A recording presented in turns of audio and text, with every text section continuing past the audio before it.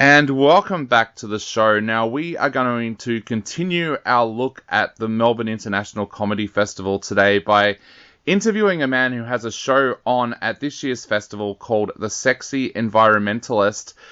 Steve Hili, welcome to the show. Well, it's lovely to be here. Thank you for having me. So I've got to start off, by saying, Steve, welcome to Australia. I know you've only just arrived here. What are your thoughts so far? Well, I've got an Australian wife, so I have been here before, and because I've been married to an Aussie, I'm aware of certain parts of your culture, shall we say? So I've got Vegemite has been a big part of our life for a long time, as well as stuff like cherry ripes. So I am aware of the more important parts of Australia and Aussie culture. And the infamous Tim Tams, I didn't actually realise until I started travelling that Tim Tams are not available in other countries. Yeah, well, here's the thing, right? The whole point of me chatting with you is to try to come across as being a personable guy that people like, so people will come to see my show. So if I gave you my real opinion on Tim Tams, I would destroy that image completely, because I'm not a huge fan, I'll be honest with you.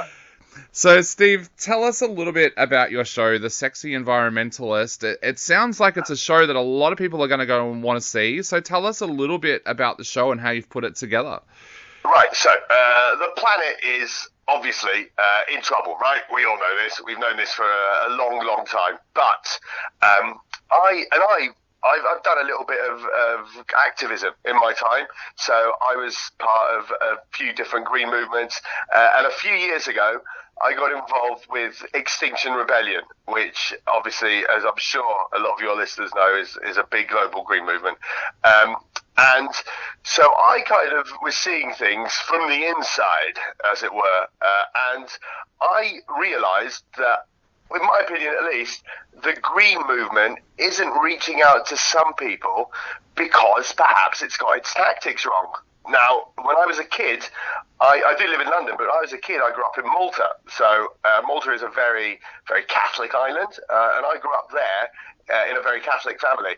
And I started to see parallels between the way that the green movement works and makes people feel guilty about everything, and the way that the Catholic Church used to work, and how being in a Catholic school was very similar to that. And because I rebelled against being a Catholic, I kind of realised that there's a different way to try to bring people on board, even onto the green movement. So instead of making people feel bad about their choices, I think we need to make the green movement sexier. And if we do that, then we might have a chance to save the world. Basically, it was a really easy way of combining two of my loves, which are environmentalism and sex jokes. So there's a lot of both of them in the show, and it works. Like, people who've seen the show really enjoy it. They really love it. There's also a little bit of activism at the end of it. It's been touring the UK, and and it's been going really well. Now, you've just made me want to come and see the show even more, because I'm part of the palm oil initiative here in Australia against palm oil. So, tell us a little bit about your environmentalism. Like, when did that start for you? Well, it started originally when I was about, I don't know, probably 15, even, around then. So I got involved in a local green group. So I was in Malta, I think, at the time, and I got involved in a green group, and then we moved. So I kind of bounced around as a kid between Malta and the UK, because my dad was in the Air Force, so he was posted in different places, and then when I moved back to the UK. Again, I started getting involved with like the Green Party and Friends of the Earth and stuff like that, and then Extinction Rebellion, and I started going on marches and stuff, and anti-pollution things, and I've always been involved, but also because I think perhaps because I've got not everybody who's involved in green movements. This might come as a big surprise to a lot of your listeners. Not everybody who's involved in the green movement has got a sense of humour. People who are involved in trying to save the planet are generally lovely people because they're trying to do a great thing, but not all of them appreciate jokes. And I honestly, I believe in the power of jokes. I think that if you use comedy in the correct way, you can get people thinking in different ways and really push your message across. So I always felt, though, as somebody who would try to use comedy as part of our weapons, as it were, to try to change things, that not everybody appreciated that. So that caused a little bit of friction. Also, let's be honest, when you do meet other activists and you go on marches and stuff, sometimes things happen that are hilarious. You don't always realise it, you don't always feel it because you're trying to do something much bigger, right? You're trying to protest against something that you really believe in. But then, if you kind of sit back and think about it for a second, like, oh my God! Just a little example, and I actually mentioned this in the show. I went on a big anti-pollution march, and at one point I realised I'm standing next to this guy who was dressed up as an ear because he wanted to protest against noise pollution. It's like, really, mate? I mean, okay, but out of all the pollutions in the world, you're telling me that you think noise, somebody playing "I Like to Move It" a bit too loud is like on par with what's happening with oil. And this was around the time of the BP thing. It's like, mate, you're telling me that this is the same in your head. So you realise that there's so many funny things that happen, and I think it's good to put a human face on all of that. And I also think, like, when you use humour, you can pull more people in. Yeah, and that's what I think now, especially with like the new IPCC report that came out and stuff. Everybody needs to be pulling in the same direction. So we need to bring as many people on board as possible. Maybe through humour, maybe by making environmentalism sexy. That's my take on it. Yeah, I love when there's a protest and you see spelling mistakes on signs. We had one a few years ago with the palm oil movement here, and somebody held up a sign and it said, "Protect the meerkats." But the lady had completely misspelt meerkats, and it actually read as in mere cat. So it completely changed her what she was protesting for. But I love that when there's spelling mistakes. That's so good. Oh, mate, that's so good. Yeah, and also just seeing people, when people realise as well, that's beautiful. When people realise that they have spelled something wrong, or they've got something on their placard that doesn't make any sense, or they've tried to write a word on a placard and they've managed to get half of the word in, then they need to fit the second half in like 1 centimetre or something. I find all of that very, very, very funny. So and there's just so much of this, and like I said, I think some people who are not involved with the green movement might find environmentalism a little bit intimidating, or they think that it's just people who are privileged, or so there's a lot of people who I think if we reach out to them in a different way would want to be involved, would want to be trying to help, would want to know how they can make changes and how they can make a positive impact. I just think it's about reaching out to these people, and this, like I said, this is what I'm trying to do. I love the way you think, because I reckon one of the biggest issues we've had here in Australia is that Australians don't like being told what to do from people in authority. Yeah. So when they first brought in recycle bins, everybody was using them, and then all of a sudden they brought in this rule, we're going to come around and check your recycle bin, and if there's anything in there that shouldn't be in there, we're going to give you a fine. And I reckon there was a bunch of people across the suburbs that went, you know what? I'm going to put an apple in the recycle bin to see what happens. Like, it's... Yeah. It's 100%. And that's the sort of...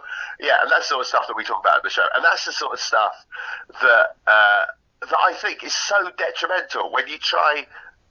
It almost creates a them and us mentality. Like, look, we know what, we're holier than thou, we know how to do it, and we're going to make sure that you're doing it properly. That's why it reminded me so much of being in a Catholic school. I grew up as a kid in a Catholic school, so you can see lots of parallels there.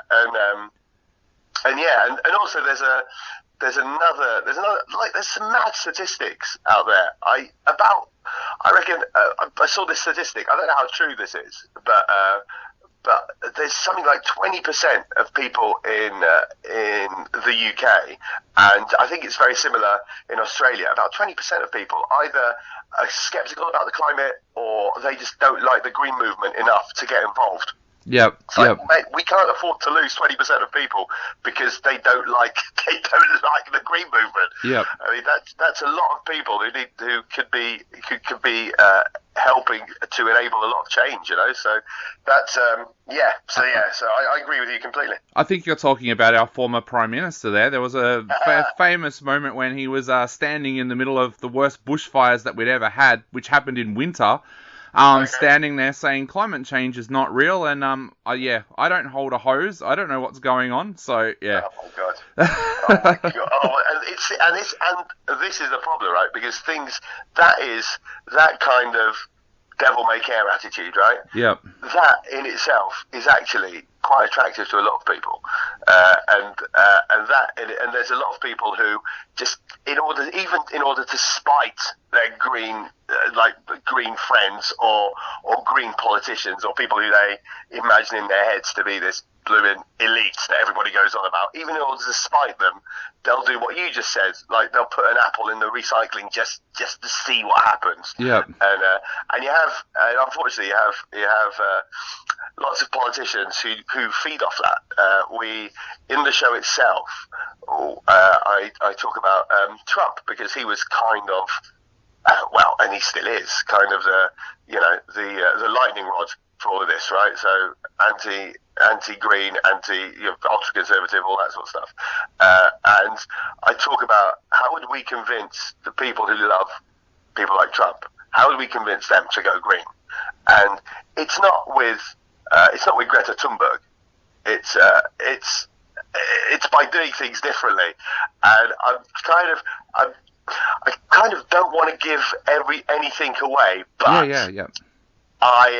I do. There is somebody else who is associated with Trump, and actually she's in the news at the moment because of what's happening with Trump at the moment. And I reckon she would be a much better leader of the Green Movement. And we have a little bit of a surprise it's Stormy Daniels, basically. And we have a little bit of a bit about how Stormy Daniels might be a better leader of the Green Movement. But there is a surprise in there, and that's all I'm going to tell you about that.